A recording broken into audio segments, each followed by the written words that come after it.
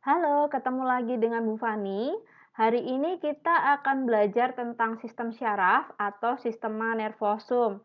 Ini kalian bisa lihat gambar di depan ini ya. Ini adalah serangkaian sel-sel syaraf. Nanti kita akan belajar tentang strukturnya, komponen-komponennya, kemudian sedikit tentang fungsinya. Untuk detail fungsinya mungkin akan kita bahas pada mata kuliah kita selanjutnya. Jadi yang sekarang lebih ke strukturnya dulu. Nah, sebelum saya bicara lebih lanjut, sedikit pengantar, sistem syaraf itu merupakan sistem yang nantinya akan mengatur kemudian mengendalikan semua kegiatan aktivitas tubuh kita. Ya, contohnya seperti berjalan, kemudian menggerakkan tangan, menggerakkan kaki, mengunyah makanan, melihat, berlari, duduk, dan lain sebagainya. Dan sistem ini merupakan suatu sistem yang kompleks ya.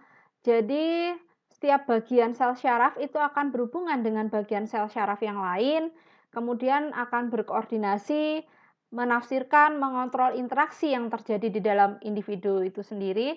Jadi nantinya dia akan memberikan respon ya terhadap rangsangan yang dimana rangsangan ini bisa berasal dari internal tubuhnya sendiri ataupun rangsangan yang datangnya dari lingkungan luar tubuhnya.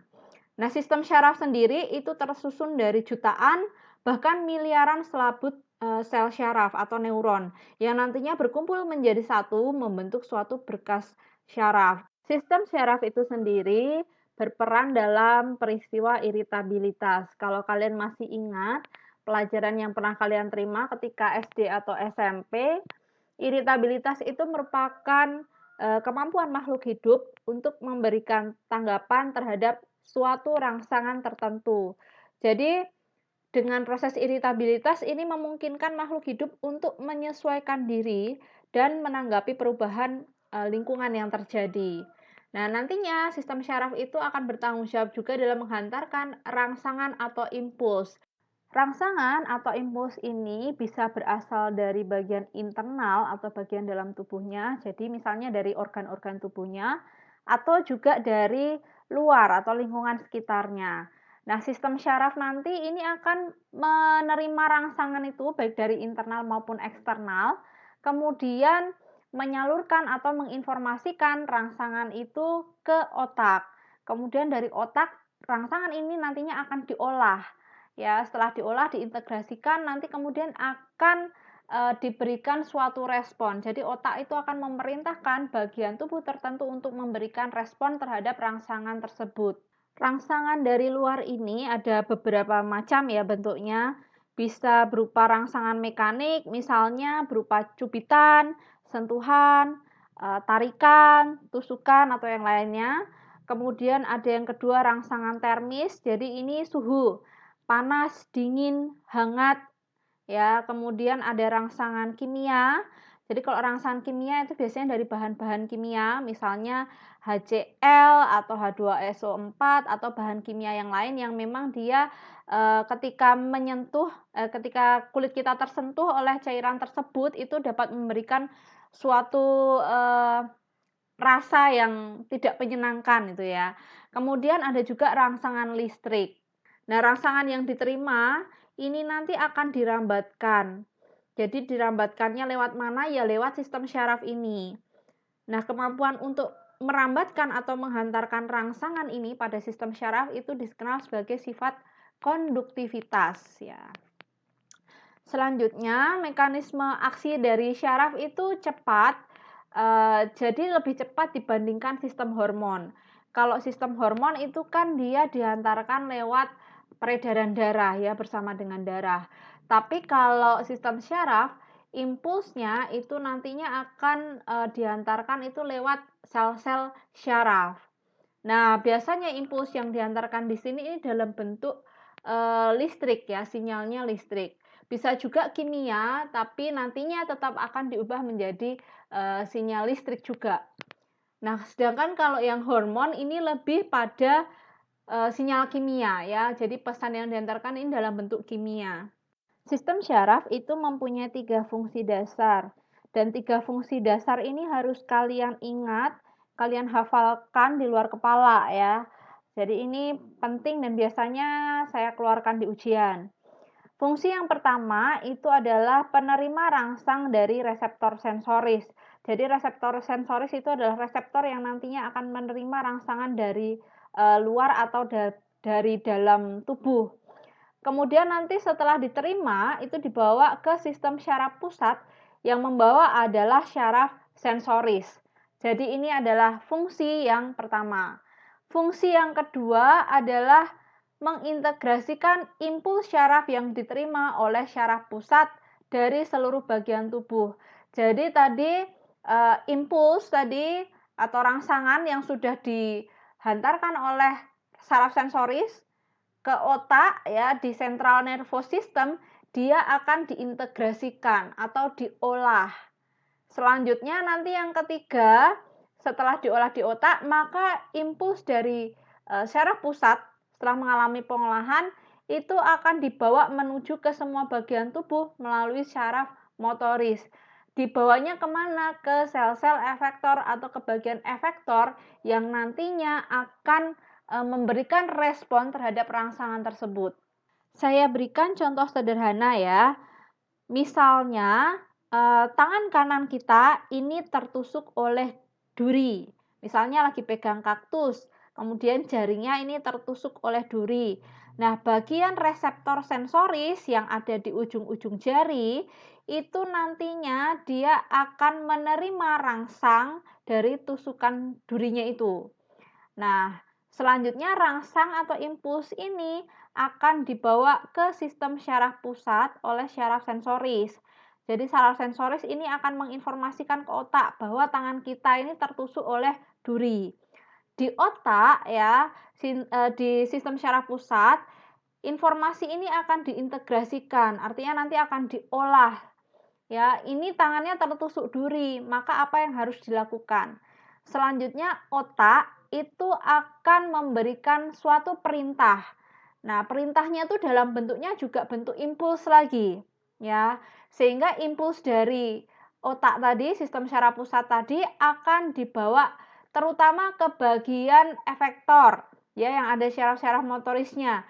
Diperintahkanlah misalnya tangannya ini harus ditarik untuk menjauhi kaktus, atau tangan kirinya itu harus mencabut duri yang masih tertinggal di jari-jari tangan kanan.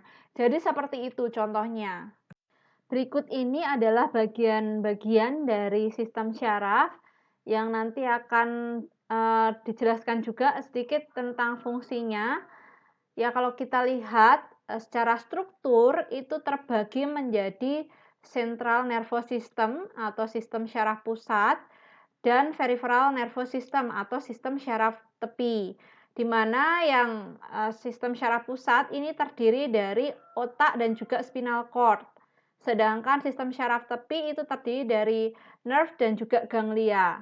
Nah, untuk fungsinya sistem syaraf pusat itu semua command center ya. Jadi ini pusat kendalinya itu ada di sistem syaraf pusat.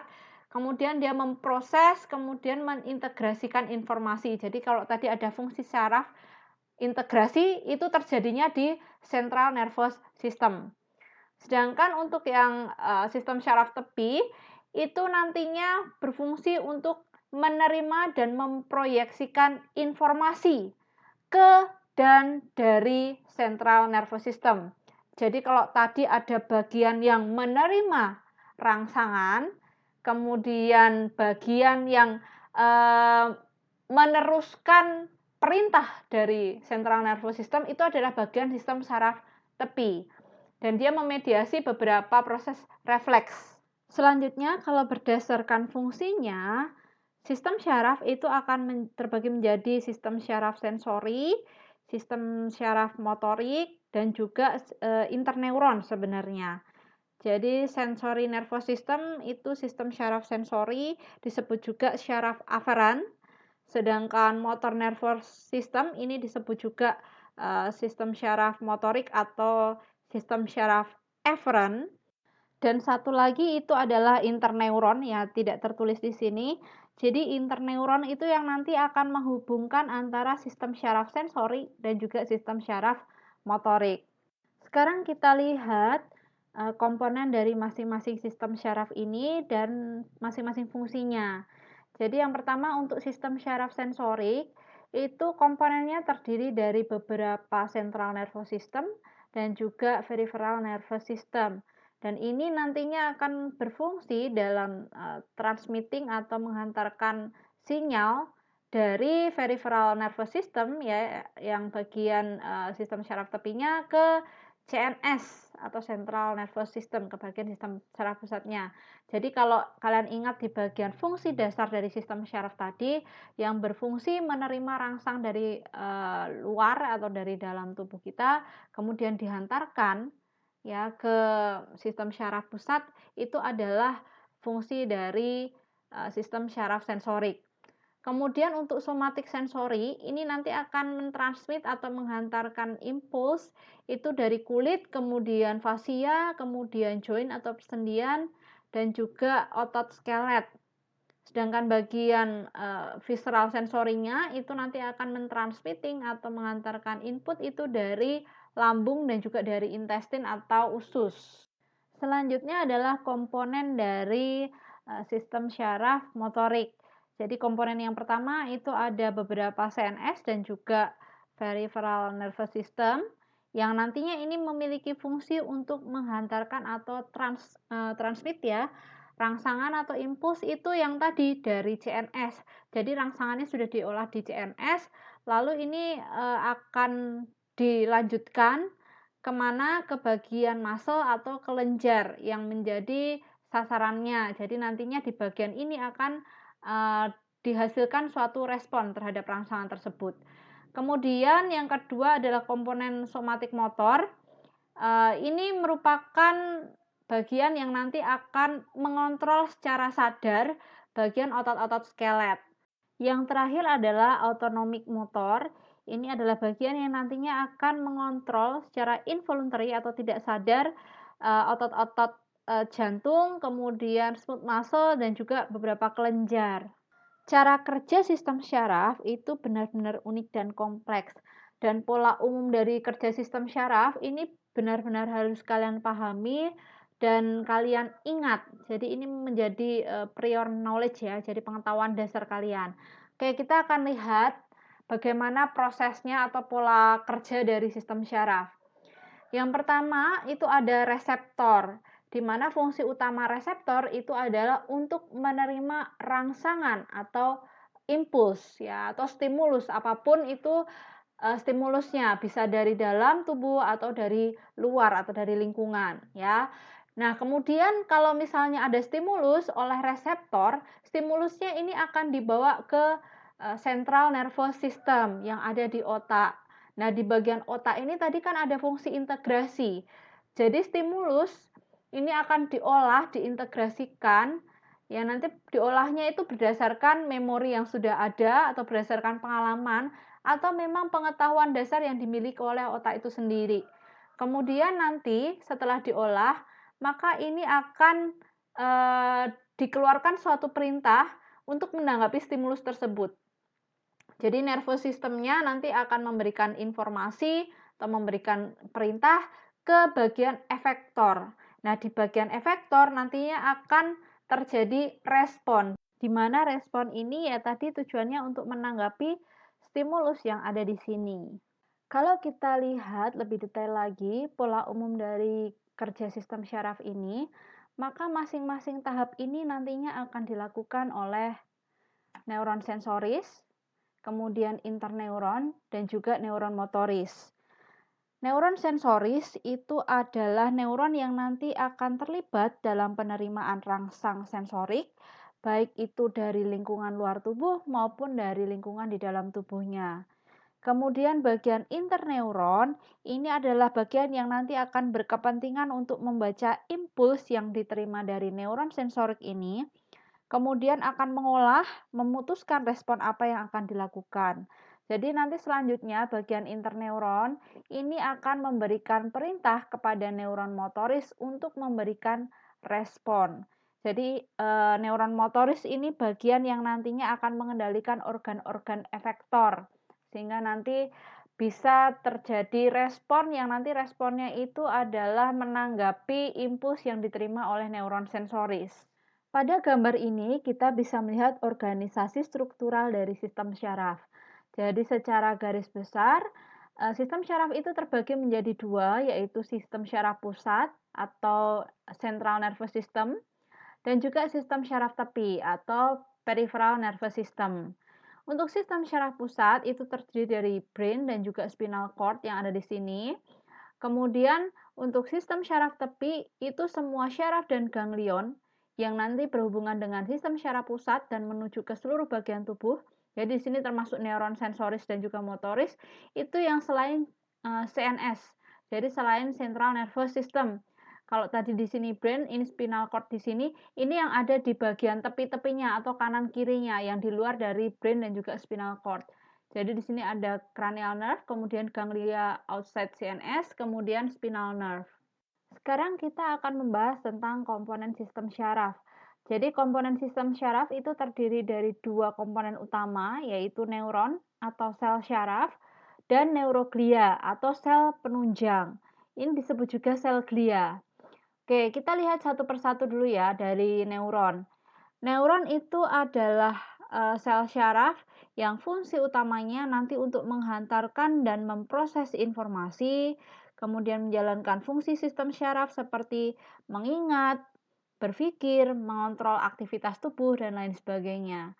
Nah, neuron ini terdiri dari tiga komponen utama, yaitu dendrit, badan sel, dan juga akson. Saya akan jelaskan lebih lanjut setelah ini. Kita lihat dulu yang komponen kedua, yaitu neuroglia. Neuroglia atau sel penunjang. Karena dia penunjang, maka fungsi utamanya adalah memberi support, melindungi, merawat, dan mempertahankan homeostasis dari cairan yang ada di sekelilingnya neuron. Jadi ini fungsinya untuk menunjang kehidupan dari neuron. Nah, neuroglia ini terdiri dari oligodendrosit, kemudian mikroglia, astrosit, sel ependimal, dan juga sel Schwann. Sekarang kita perhatikan pada gambar di bawah ini ya. Setiap neuron itu terdiri dari satu badan sel atau soma ya. Di sini sel body atau soma ini. Dan soma ini di dalamnya terdapat sitoplasma dan juga inti sel atau nukleus. Nah, dari badan sel ini nantinya akan keluar dua macam serabut syaraf yang disebut dendrit dan juga akson. Jadi akson ini yang panjang, dendrit ini yang lebih pendek julurannya. Badan sel di sini ini merupakan bagian yang paling besar pada neuron. Pada bagian ini terdapat nukleus dan organ-organ lain yang ada di sitoplasma ya. Dan ini merupakan pusat metabolisme dari neuron. Nah, badan sel ini memiliki banyak percabangan. Tadi dendrit di sini ini berfungsi untuk menangkap sinyal dari luar atau impuls dari neuron yang lain. Nanti selanjutnya dibawa masuk ke badan sel. Jadi dia nanti menerima impuls dari neuron atau dari bagian lingkungan luarnya, kemudian mengirimkan impuls itu ke badan sel. Selanjutnya nanti di sini ada akson. Akson adalah bagian yang panjang, fungsinya untuk mengirimkan impuls dari badan sel ke bagian neuron yang lain ya. Nanti di bagian ujungnya itu ada akson terminal button, di mana nanti bagian akson terminal button itu akan terhubung dengan neuron yang lain. Jadi nanti bagian akson ini menghantarkan impuls dari badan sel, kemudian sampai ke ujung ini di akson terminal button nanti akan dihantarkan lagi ke neuron yang selanjutnya. Bagian akson ini nantinya akan terbungkus oleh selubung mielin atau myelin sheath. Myelin sheath ini dia berfungsi untuk satu, mempercepat penghantaran impuls, kedua, mencegah kebocoran impuls, jadi dia sebagai isolator, ketiga, melindungi akson dari kerusakan karena trauma atau goncangan atau ada infeksi dari penyakit atau virus atau bakteri. Kemudian yang keempat adalah mencegah gangguan pada pesan yang dikirim. Itu adalah fungsi dari selubung mielin. Selubung mielin itu dihasilkan oleh sel Schwann pada sistem syaraf tepi dan oligodendrosit pada sistem syaraf pusat. Jadi oligodendrosit dan juga sel Schwann itu sama-sama penyusunnya selubung mielin. Hanya saja yang satu itu menyusun di sistem syaraf tepi, yang satunya lagi menyusun di sistem syaraf pusat. Dan selubung mielin ini kalau kita amati pada bagian akson itu tidak menutup seluruh bagiannya. Jadi ini kotak-kotak atau tersekat-sekat sehingga ada bagian di sini celah-celah ini yang tidak tertutup oleh selubung mielin. Nah, celah ini disebut sebagai nodus Ranvier. Nodus Ranvier itu adalah bagian yang nanti bisa mempercepat jalannya impuls sepanjang akson.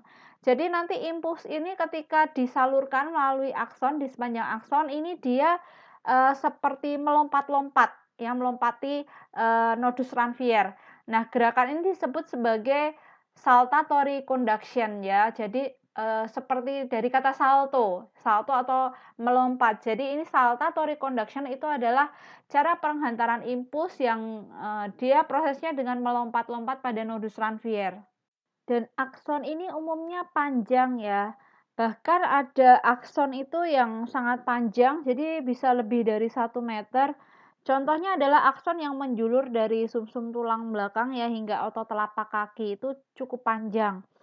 Dan kalau kita amati di sini, ini ada bagian yang bentuknya seperti piramida ya atau segitiga ya di sini. Ini adalah pangkal dari soma atau badan sel yang disebut sebagai akson hillock. Jadi ini merupakan dasar akson yang adalah sebenarnya pertemuan antara akson dengan badan sel.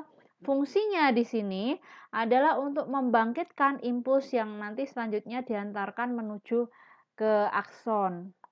Oke, ini kita lihat gambaran secara mikroskopis. Jadi ini adalah soma atau badan selnya. Kemudian di bagian tengahnya ini ada nukleus. Kemudian ini adalah akson hillock. Kemudian ini aksonnya. Nah, di sini ini ada chromatophylic substance. Ya, badan sel itu sering mengandung retikulum endoplasma kasar dan ini sangat berkembang. Dan di sitoplasma pun juga banyak poliribosom ya di sini yang menunjukkan bahwa sel-sel ini mensintesis baik protein struktural dan juga protein untuk transportasi dan sekresi. Nah, ketika kita warnai dengan pewarnaan yang sesuai ya, misalnya He, kemudian kita amati dengan mikroskop cahaya, maka retikulum endoplasma kasar dan juga ribosom bebas itu akan tampak seperti gumpalan material basofilik yang selanjutnya disebut sebagai zat kromatofilik ya atau di sini chromatophylic substance itu. Nah, ini disebut juga sebagai badan Nissl. Ya, jadi yang di sini yang seperti titik-titik ini ya. Nah, itu adalah chromatophylic substance yang sesungguhnya adalah retikulum endoplasma kasar dan juga ribosom. Berikut ini adalah klasifikasi neuron berdasarkan strukturnya. Jadi kalau berdasarkan strukturnya, neuron itu akan terbagi menjadi 3 tipe. Yang pertama adalah multipolar neuron, yang kedua adalah bipolar neuron, dan yang ketiga adalah unipolar neuron. Untuk multipolar neuron ini adalah neuron yang memiliki satu akson, ya ini aksonnya satu, dengan 2 atau lebih dendrit. Jadi dendritnya itu bisa banyak sekali. Ya, minimal 2 atau lebih dendrit. Aksonnya hanya satu. Dan ini contohnya terdapat pada motor neuron. Kemudian kalau untuk bipolar neuron, itu adalah neuron yang memiliki satu akson dan satu dendrit. Jadi ini seimbang ya, sel bodinya di tengah, kemudian ini dendrit, ini akson. Satu akson dan satu dendrit. Ini contohnya pada interneuron dan banyak ditemukan pada organ-organ indera seperti mata, telinga, kemudian hidung. Ya kalau di mata itu ada di bagian retina, kemudian hidung tuh di bagian mukosa penciuman, di telinga tuh ada di telinga bagian dalam, kemudian di pengecap juga ada ya. di indera pengecap. Kemudian yang ketiga adalah unipolar neuron. Unipolar neuron itu disebut juga kadang pseudo unipolar neuron ya. Ini adalah neuron yang memiliki satu akson, tapi aksonnya ini bercabang. Ya, ini sepanjang ini adalah akson, kemudian ini ujungnya ini ada dendrit. Dan sel body itu dia tidak terhubung langsung seperti kalau pada bipolar dia ada di tengah-tengah di antara dendrit dan akson. Tapi kalau pada unipolar dia tidak terhubung langsung dengan dendrit dan juga aksonnya. Jadi ini agak terpisah. Dan biasanya badan sel yang tipe seperti ini tidak ikut terlibat dalam proses penghantaran sinyalnya ya. Dan ini banyak terdapat pada syaraf-syaraf sensori ya, jadi neuron sensori. Seperti pada spinal dan juga kranial ganglia. Selanjutnya kita akan lihat glia atau sel penunjang dari neuron. Jadi ini adalah macam-macam tipe sel glia, ada oligodendrosit, ada neurolemosit, ada astrosit, ada sel ependimel dan juga mikroglia. Kita lihat satu persatu. Oligodendrosit ini terdapat di central nervous system atau sistem syaraf pusat. Seperti tadi sudah saya singgung sebelumnya, ini berfungsi untuk membentuk selubung mielin, jadi untuk mielin production. Dan nantinya juga untuk electric insulation. Jadi electric insulation itu artinya nanti mencegah adanya kebocoran sinyal elektrik dari akson. Kemudian yang kedua adalah neurolemosit. Ini merupakan nama lain dari sel Schwann. Jadi Schwann itu sebenarnya adalah penemunya. Kalau nama selnya itu sebenarnya adalah neurolemosit. Nah, neurolemosit ini sama seperti oligodendrosit, merupakan pembentuk dari selubung mielin, hanya saja lokasinya ada di sistem syaraf tepi. Jadi karena sama-sama pembentuk selubung mielin, ya ini fungsinya juga untuk electric insulation. Selanjutnya yang ketiga adalah astrosit. Astrosit ini terdapat pada sistem syaraf pusat yang fungsi utamanya untuk menyokong dan juga proteksi secara struktural dari neuronnya, kemudian untuk memperbaiki kalau ada kerusakan pada blood-brain barrier, ya, jadi untuk repair proses. Kemudian selain itu, ini juga nanti yang akan membantu terbentuknya blood-brain barrier juga.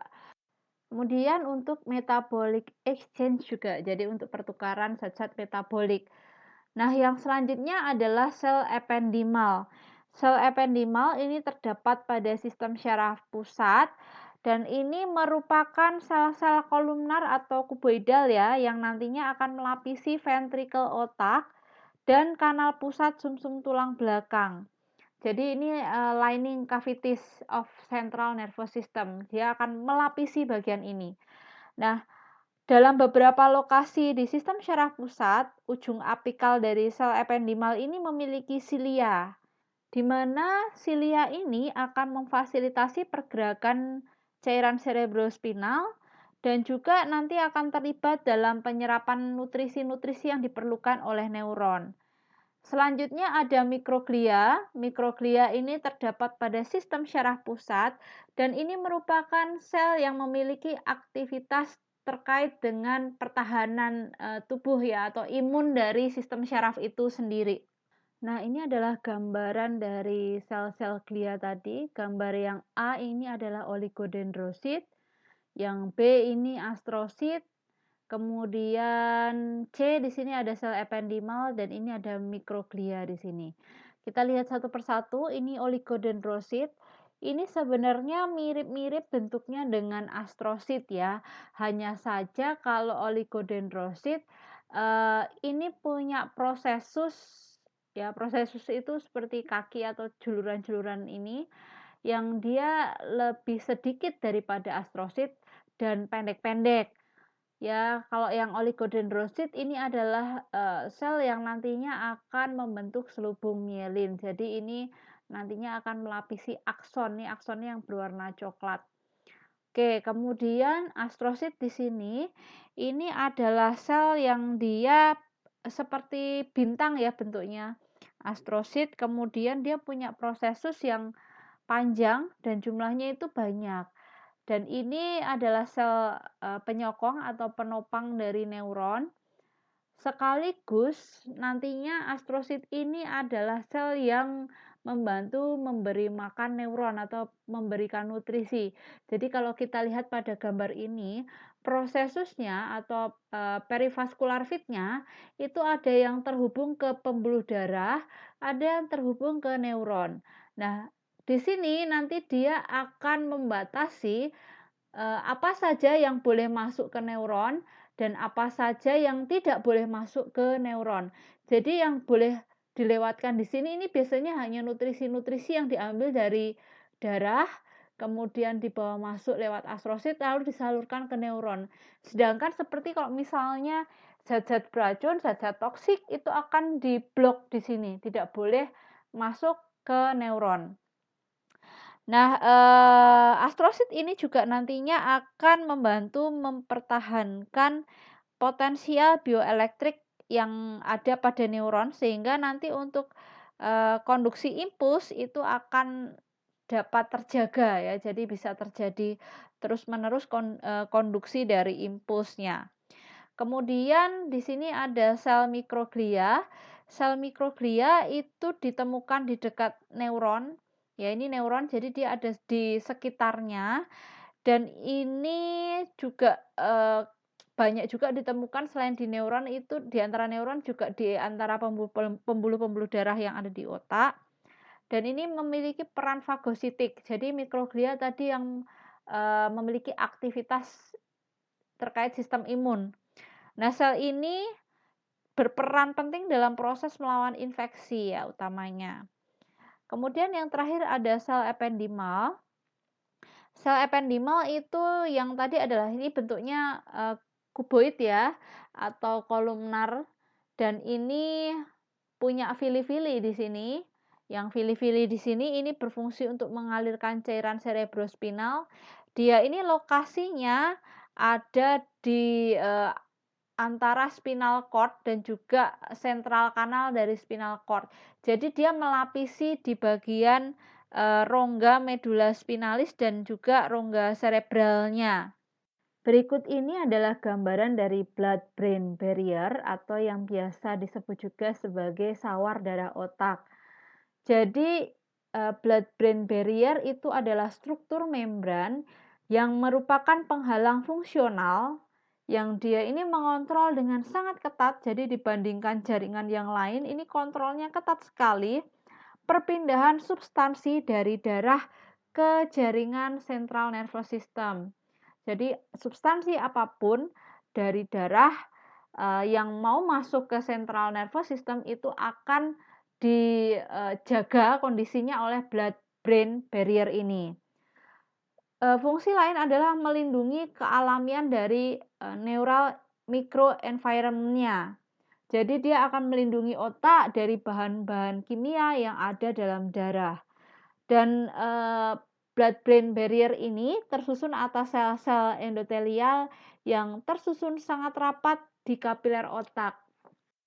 Jika kita ambil satu bagian kecil di sini, kemudian kita perbesar gambarnya, ini adalah bagian pembuluh darah ya, lumennya. Kemudian ini adalah sel endotelial yang tadi tersusun sangat rapat melapisi pembuluh darah ini. Dan di bagian lamina basal ini dibungkus oleh perivaskular fit dari astrosit. Jadi ini adalah kaki-kaki dari astrosit yang nantinya akan mengatur aliran atau lintasan molekul dari darah ke otak. Jadi kalau kita lihat gambar di bawahnya, ya ini adalah pembuluh darah tadi, ya bagian lumennya. Yang warnanya biru ini adalah tight junction yang dibentuk oleh sel-sel endotelial. Kemudian di bagian luarnya ini adalah kaki-kaki dari astrosit. Nah, nantinya ini akan memfilter apapun yang akan masuk ke bagian central nervous system. Jadi yang nutrisi diambil Tapi yang dia sifatnya toksik, racun, ataupun patogen itu akan diblok, tidak akan diperbolehkan untuk lewat dari, astrosit ini menuju ke otak. Nih ya kalau ini kaki-kaki astrosit, mikroglia itu ada di sini, di, sela-selanya dari neuron, kemudian di sela-selanya astrosit ya. Dia ini yang nanti akan berperan pada, proses fagositik. Jadi untuk pertahanan atau sistem imun dari sistem syaraf itu sendiri. Kalau tadi kita sudah membahas sel glia yang terdapat pada central nervous system atau sistem syaraf pusat, sekarang kita akan membahas sel-sel glia yang terdapat pada peripheral nervous system atau sistem syaraf tepi atau perifer. Yang pertama adalah neurolemosit. Jadi neurolemosit itu merupakan nama lain dari sel Schwann. Sel ini ditemukan oleh peneliti Jerman yaitu Theodore Schwann dan merupakan sel yang nantinya akan menjadi penyusun dari selubung mielin ya. Jadi selubung mielin itu nanti akan membungkus akson beberapa kali ya sampai dia itu membentuk selubung seperti ini. Jadi berlapis-lapis. Dan di antara selubung mielin kalau kita lihat di sini ini ada bagian yang tidak terbungkus ya aksonnya. Ini disebut sebagai neurofibril nodes atau disebut juga nodus Ranvier. Yang tadi sudah sempat saya singgung bahwa penghantaran sinyal di sini ini dengan cara meloncat-loncat atau saltatory conduction. Sehingga ini proses penghantaran impuls itu bisa berjalan lebih cepat. Nah, pada orang yang mengalami multiple sclerosis, lapisan selubung mielin ini tuh hilang. Jadi orang tersebut akan mulai kehilangan kemampuan untuk mengontrol otot-ototnya biasanya, hingga akhirnya, tidak bisa dikontrol atau digunakan sama sekali. Jadi itu yang terjadi pada multiple sclerosis. Sel glia terakhir dari, peripheral nervous system adalah sel satelit. Sel satelit kalau pada gambar kita bisa lihat ini adalah badan sel dan sel satelit itu ada di sekelilingnya. Jadi ada di bagian luar dari badan sel, dia melapisi badan selnya. Sebenarnya fungsi dari sel satelit itu sama seperti sel astrosit pada central nervous system. Jadi sel satelit ini dia akan mendukung, melindungi neuron, juga nantinya akan menyediakan nutrisi bagi neuron yang ada pada peripheral nervous system. Sistem syaraf pada mamalia itu merupakan sistem yang sangat kompleks. Dan sistem syaraf ini tadi sudah saya jelaskan terdiri atas sistem syaraf pusat dan sistem syaraf perifer. Yang pusat itu terdiri dari otak dan juga sumsum tulang belakang yang ada di sini ya. Cerebrum, cerebellum, spinal cord ini masuk ke central nervous system. Sedangkan untuk peripheral nervous system itu terdiri dari cranial nerve, spinal nerve, dan juga ganglia. Nah, kumpulan badan-badan sel syaraf itu yang disebut sebagai ganglion. Proporsi otak mamalia itu lebih besar dibanding 4 kelas lain dalam vertebrata. Kalau kita lihat gambar di bawah, yang sebelah kiri ini adalah otak manusia, yang sebelah kanan ini adalah otak lumba-lumba. Ini otak dalam usia dewasa ya, jadi manusia dewasa dan lumba-lumba dewasa. Pada manusia dewasa itu beratnya rata-rata 1,35 kg, sedangkan lumba-lumba dewasa itu beratnya sekitar 1,5 kg. Jadi sedikit lebih berat otak yang lumba-lumba ya, karena ukurannya juga sedikit lebih besar dibandingkan otak manusia. Sekarang kita akan lihat gambaran susunan sistem syaraf pusat. Sistem syaraf pusat itu terdiri atas cerebrum, kemudian cerebellum, dan medulla spinalis. Dan cerebrum ini nantinya akan terbagi menjadi 4 bagian, yaitu lobus temporalis, lobus frontalis, lobus parietalis, dan juga lobus occipitalis. Sistem syaraf pusat ini merupakan pusat kendali dan juga regulasi pada tubuh, baik untuk gerakan yang sadar maupun tidak sadar. Dan dua organ utamanya itu adalah otak dan juga sumsum tulang belakang. Dan sistem syaraf pusat ini tidak memiliki jaringan ikat sehingga ini konsistensinya lunak, jadi seperti agar-agar. Dan jika kita belah atau kita iris, maka akan tampak ada 2 substansia, yaitu substansia putih atau white matter dan juga substansia kelabu atau gray matter. Ini adalah gambaran bagian dari cerebrum. Jadi ini ada lobus occipitalis di sini, parietalis, frontalis, dan juga temporalis, di mana ini ada fungsinya masing-masing. Kalau pada lobus occipitalis ini nanti lebih kepada visual ya atau penglihatan. Kemudian parietalis ini pada fungsi bicara, kemudian perasa, membaca, kemudian mengenali suatu daerah atau area. Kemudian kalau temporalis ini penciuman, pendengaran ya, kemudian yang terakhir frontalis itu lebih pada, motorik ya, seperti berbicara, bergerak, dan lain sebagainya. Sekarang kita akan melihat gambaran dari 2 macam substansia yang terdapat pada sistem syaraf pusat, yaitu white matter atau substansia putih dan juga gray matter atau substansia kelabu ya.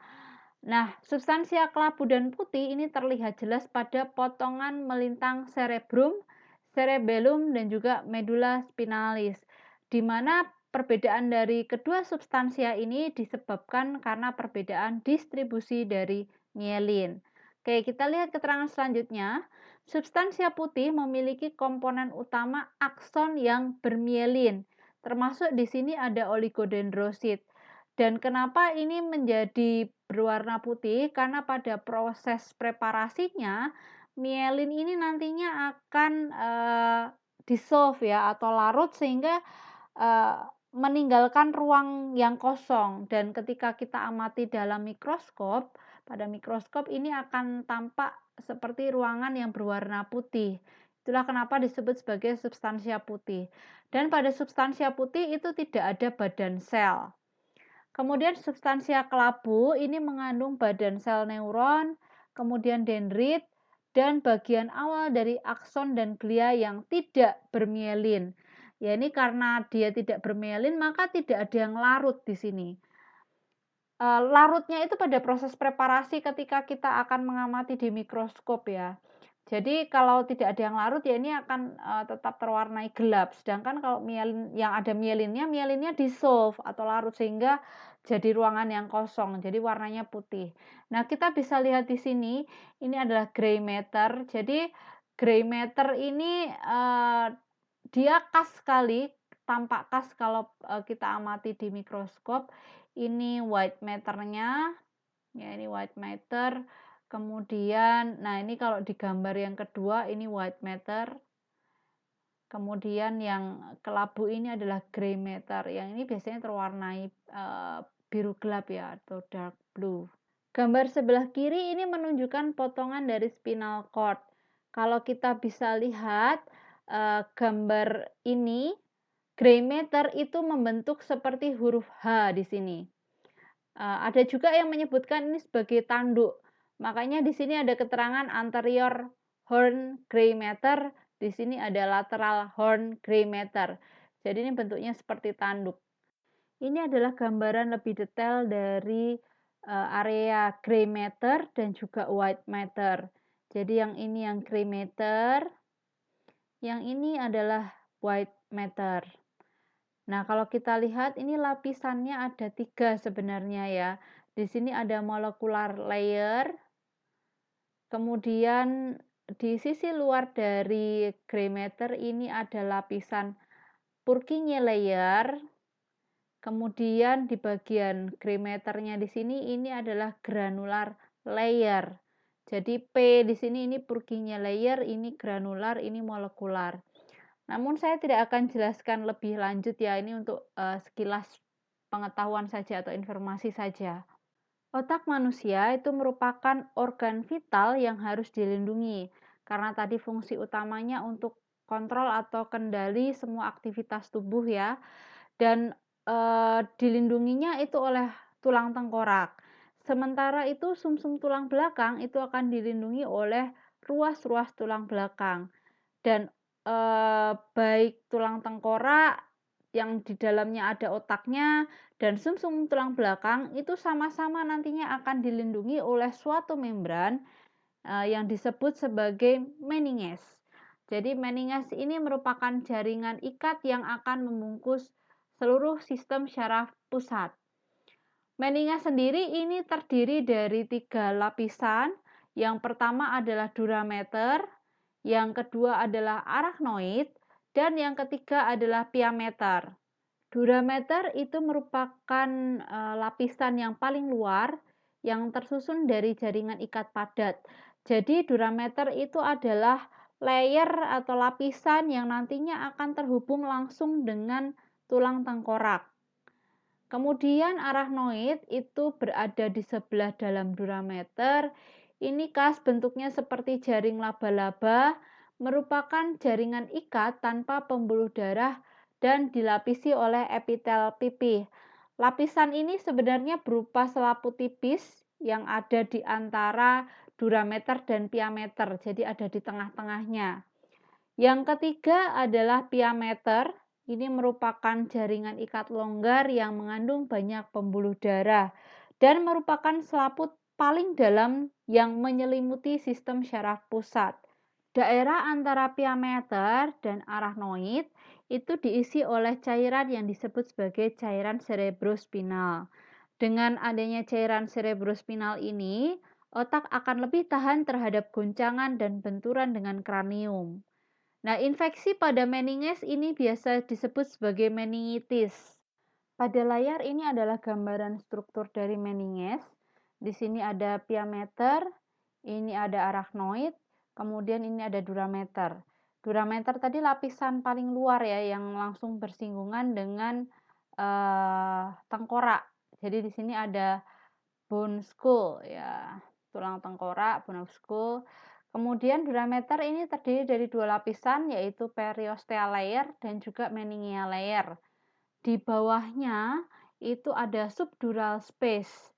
Ya ini adalah semacam ruang kosong ya di antara bagian durameter dan juga arachnoid. Pada bagian arachnoid ini ada struktur yang khas seperti jaring laba-laba. Ini ada di bagian subarachnoid space dan juga arachnoid trabecula. Dan di bagian bawahnya ini yang berbatasan langsung dengan piameter. Nah, ini adalah cerebral cortex, ini area white matter. Kemudian di atas bone of skull ini ada periosteum dan nanti di bagian terluarnya ini ditutup oleh kulit. Di bagian ini terdapat superior sagittal sinus di mana pada bagian ini terdapat cairan cerebrospinal. Arachnoid villus di sini ini nanti berfungsi untuk menyerap kelebihan cairan. Jika ada kelebihan cairan cerebrospinal itu akan dibawa oleh arachnoid villus ini, kemudian nanti akan dihantarkan ke bagian pembuluh darah. Jadi nantinya akan dikeluarkan lewat pembuluh darah di sini. Selanjutnya kita akan membahas tentang sistem syaraf tepi atau peripheral nervous system. Serat syaraf itu nantinya akan membentuk berkas-berkas syaraf ya. Dan syaraf ini berkomunikasi dengan pusat yang ada di otak dan medula spinalis serta organ-organ sensoris dan juga efektor. Ya, di sini termasuk otot, kelenjar dan lain sebagainya. Nah, sistem syaraf tepi itu memiliki syaraf aferen dan juga eferen. Jadi ada 2 macam syaraf di sini. Aferen itu yang membawa informasi ke susunan syaraf pusat atau central nervous system, sedangkan eferen itu yang membawa informasi dari central nervous system menuju ke organ efektor. Jadi ada yang membawa informasi menuju ke sistem syaraf pusat, ada yang membawa informasi dari sistem syaraf pusat. Itu bedanya aferen dan eferen. 3 komponen utama dari sistem syaraf tepi adalah yang pertama serabut syaraf atau nerve fiber, di mana nerve fiber ini nantinya akan membentuk syaraf. Kemudian yang kedua ganglion atau ganglia, dan yang terakhir adalah akiran syaraf atau nerve ending. Serabut syaraf pada sistem syaraf tepi ada yang diselubungi oleh selubung mielin yang terbentuk oleh sel Schwann atau neurolemosit, ada pula yang tidak berselubung. Kalau kita amati pada gambar di samping kiri ini, gambar A ini adalah serabut syaraf yang terbungkus atau diselubungi oleh mielin. Sedangkan gambar B ini serabut syaraf yang tidak diselubungi oleh mielin. Jadi mielin itu yang gambar nomor ditunjukkan gambar nomor 5, ini yang dia melingkar, melapis-melapis seperti itu. Sedangkan kalau di gambar B tidak ada. Kemudian pada gambar A, jadi yang berselubung oleh mielin ini, terdapat nodus Ranvier. Di sini ditunjukkan oleh nomor 7, di mana nomor 8 ini adalah juluran-juluran sel Schwann yang saling mengunci pada nodus Ranvier. Pada gambar B yang tidak diselubungi oleh mielin, tidak terdapat nodus Ranvier. Nah, ini adalah pandangan dari serabut syaraf yang dia terbungkus oleh mielin dan yang tidak terbungkus oleh mielin. Nah, serabut syaraf ini akan bersatu membentuk satu sel syaraf. Biasanya akson yang diameternya kecil itu dia tidak terbungkus oleh mielin. Sedangkan akson yang tebal ya diameternya cukup lebar itu dibungkus oleh mielin. Pada gambar ini kita bisa lihat lapisan-lapisan yang terdapat pada syaraf. Jadi serat syaraf itu membentuk berkas-berkas syaraf menjadi syaraf. Kemudian syaraf ini memiliki selubung fibrosa luar yang disebut epineureum. Jadi ini adalah epineureum, itu adalah lapisan atau layer paling luarnya. Kemudian setiap berkas syaraf dikelilingi oleh perineureum. Ini adalah lapisan bagian tengahnya. Ya, ini adalah berkas syaraf dikelilingi oleh perineureum. Di bagian dalam perineureum ini terdapat akson-akson yang diselubungi oleh selubung mielin dan juga jaringan ikat yang disebut sebagai endoneureum. Ini adalah gambaran mikroskopiknya. E ini epineureum. Epineureum itu adalah bagian yang khas dengan pembuluh darah yang ukurannya cukup besar. Jadi di sini ada V itu vena, ini A arteri. Kemudian ini adalah bagian P perineureum. Dia membungkus nerve atau berkas syaraf. Nah, ini kalau kita lihat perbesarannya lagi, lapisan epineureum yang di sebelah luar, kemudian ini perineureum, ini lapisan paling dalam atau endoneureumnya. Selanjutnya kita akan membahas tentang ganglion. Ganglion itu merupakan struktur lonjong yang dipenuhi oleh badan sel syaraf dan sel glia yang ditunjang oleh jaringan ikat. Dan ganglion ini terdiri atas ganglion sensorik dan ganglion otonom. Ganglion ini semacam stasiun relay. Jadi untuk mengirimkan impuls syaraf. Ada satu syaraf yang masuk dan ada satu syaraf lagi yang keluar dari masing-masing ganglion. Di mana nanti arah impuls itu akan menentukan apakah ganglion ini akan menjadi ganglion sensorik atau ganglion otonom. Pada gambar, G ini adalah ganglion, kemudian C ini adalah kapsula yang tersusun dari jaringan-jaringan konektif. Kemudian F ini adalah fascicular nerve fiber. Ini kalau kita lihat sekilas ini arah impulsnya ini ke kanan. Ganglia sensorik itu adalah ganglia yang menerima impuls aferen yang nantinya akan masuk ke sistem syaraf pusat, di mana ganglia sensoris ini berhubungan dengan syaraf kranial dan juga akar dorsal dari sumsum tulang belakang. Sedangkan ganglia otonom ini merupakan dilatasi bulatan kecil pada syaraf otonom, di mana syaraf otonom itu merupakan syaraf yang nanti akan mengontrol aktivitas otot-otot polos, kemudian sekresi beberapa kelenjar, memodulasi irama jantung, serta aktivitas involunteer atau tidak sadar lainnya. Syaraf otonom ini terbagi menjadi dua ya, simpatik dan parasimpatik. Yang simpatik itu berpangkal pada sumsum tulang belakang atau medula spinalis, di mana fungsinya untuk memacu atau mempercepat kerja organ-organ tubuh. Contohnya misalnya mempercepat kerja jantung, mempersempit pembuluh darah, memperlebar pupil, memperkecil bronkus, dan lain sebagainya. Sedangkan parasimpatik itu berpangkal pada sumsum lanjutan atau medula oblongata dan dari sakrum yang merupakan saraf preganglion dan postganglion. Fungsinya itu kebalikan dari syaraf simpatik. Yang terakhir adalah nerve ending atau bagian ujung syaraf, di mana pada bagian ujung syaraf itu terdapat sinapsis. Sinapsis ini merupakan tempat di mana neuron mengadakan kontak dengan neuron lain atau dengan organ-organ efektor lain, dan merupakan satu-satunya tempat di mana impuls itu dapat lewat dari satu neuron ke neuron lainnya atau ke efektor yang lain.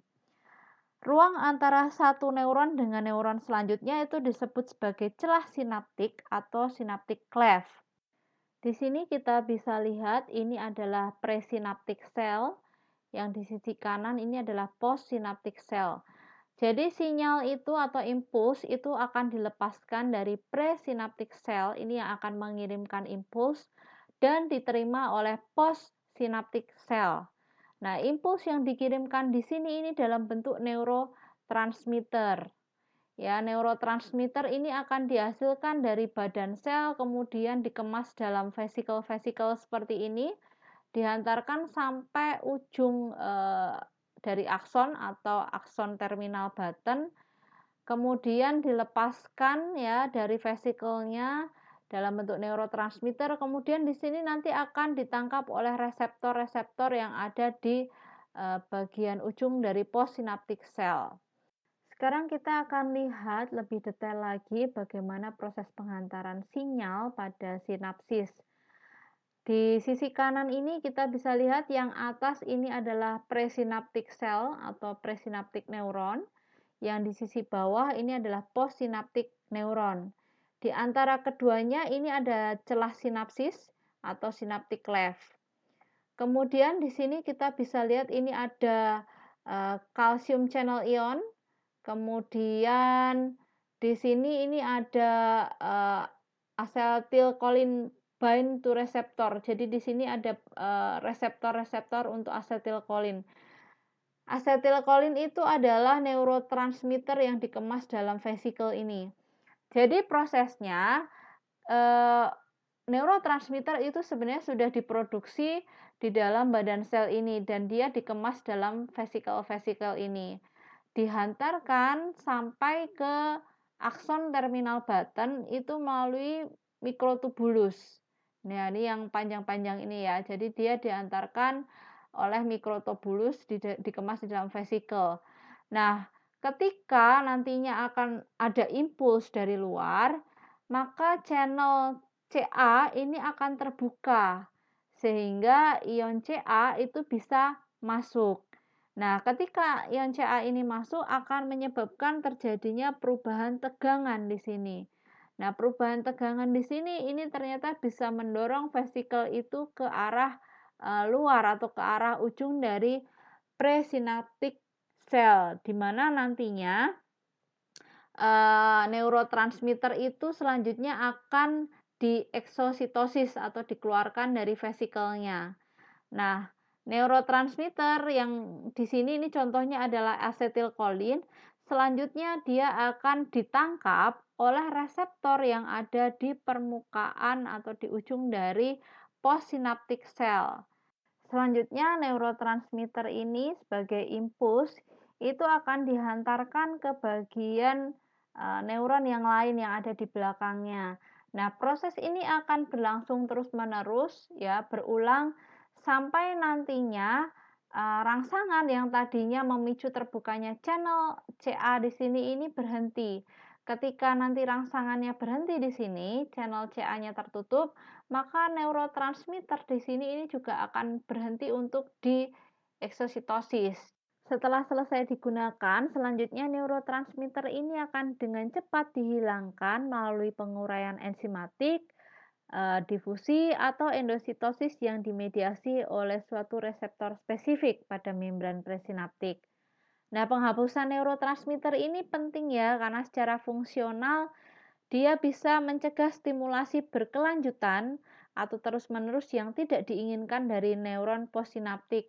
Jadi jangan sampai eh, ketika ada sinyal atau ada rangsangan dihasilkan neurotransmitter, kemudian tubuh ini memberikan respon, tapi responnya itu tidak berhenti karena rangsangannya tidak dihentikan.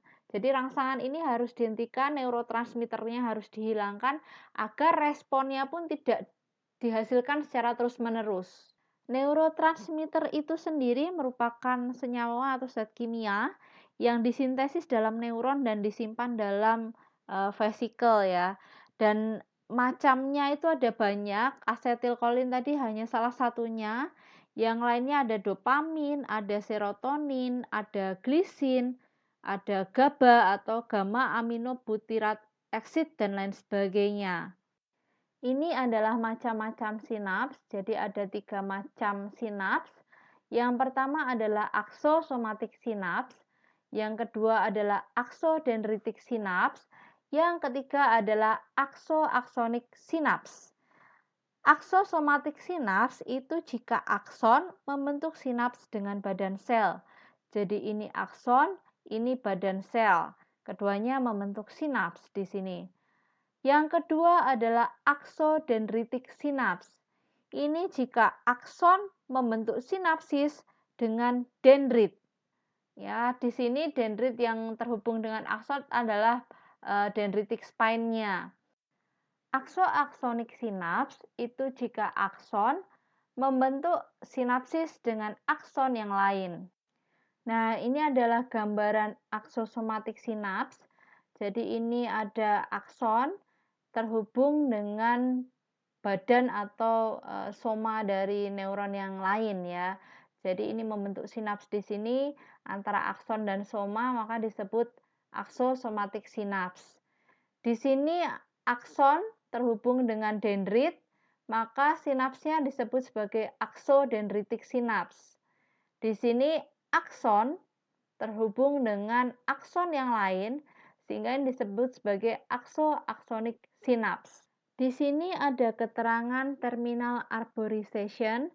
Jadi ujung akson itu biasanya punya cabang-cabang kecil. Nah, cabang-cabang kecil ini disebut sebagai terminal arborization, di mana di bagian ujung dari terminal arborization ini nantinya ada terminal button ya, atau akson terminal button. Oke, itu tadi adalah penjelasan tentang topik sistem syaraf. Saya harap video ini bermanfaat untuk kalian. Sampai ketemu pada topik kita selanjutnya.